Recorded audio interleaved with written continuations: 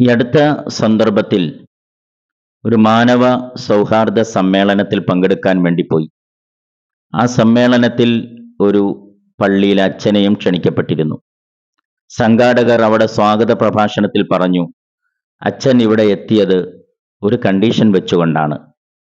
Memento തന്ന് shawl അണിയിച്ച് എന്നെ ആദരിക്കാനാണെങ്കിൽ ഈ പരിപാടിക്ക് എന്നെ വിളിക്കരുത്, ഞാൻ വരികയില്ല എന്ന്. കാരണം ഞാൻ ചെയ്ത സേവനങ്ങളൊക്കെ ജനങ്ങളുടെ മുമ്പിൽ പറയാനും കേൾപ്പിക്കാനും വേണ്ടിയല്ല എന്ന്. അങ്ങനെ ആ നിബന്ധന അംഗീകരിച്ചുകൊണ്ടാണ് അച്ഛൻ അവിടെ ക്ഷണിക്കപ്പെട്ടത്. 10-15 കൊല്ലം മുമ്പ് ഒരു മഹാസമ്മേളനത്തിൽ ഒരേ പള്ളിയിൽ 40 വർഷം ഇമാമായി സേവനമനുഷ്ഠിച്ചുകൊണ്ടിരുന്ന ഒരു ഖത്തീബിനെ, ഒരു ഇമാമിനെ അവിടെ ആദരിക്കപ്പെടുകയുണ്ടായി.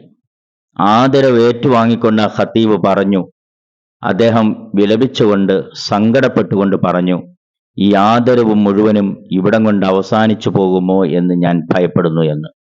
ഒരേ പള്ളിയിൽ 40 കൊല്ലം ഞാൻ സേവനം ചെയ്തത് പരലോകത്ത് വിജയിക്കാനാണ്, അത് നഷ്ടപ്പെട്ടു പോകുമോ എന്ന് ഞാൻ ഭയപ്പെടുന്നു എന്ന്. ഒരു ഇമാമിൻ്റെയും ഒരു പള്ളിയിലെ അച്ഛൻ്റെയും 2 വാക്കുകളാണ്, ഒരേ തലത്തിലേക്ക് എത്തിച്ചേരുന്ന 2 വാചകങ്ങളാണ്.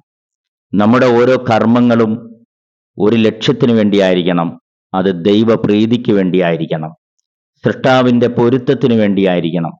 അത്തരം കർമ്മങ്ങൾ മാത്രമേ സ്വീകരിക്കപ്പെടുകയുള്ളൂ, അംഗീകരിക്കപ്പെടുകയുള്ളൂ. വമാ ഉമിറു ഇല്ലാ ലിയഅ്ബുദുല്ലാഹ മുഖ്ലിസീന ലഹുദ്ദീൻ. ഖുർആൻ അങ്ങനെയാണ് ഉത്ബോധിപ്പിക്കുന്നത്. സൃഷ്ടാവിന് വേണ്ടി മാത്രം കർമ്മങ്ങൾ ചെയ്യാനാണ് കൽപ്പിക്കപ്പെട്ടിരിക്കുന്നത് എന്ന്. സൃഷ്ടാവ് അനുഗ്രഹിക്കുമാറാവട്ടെ.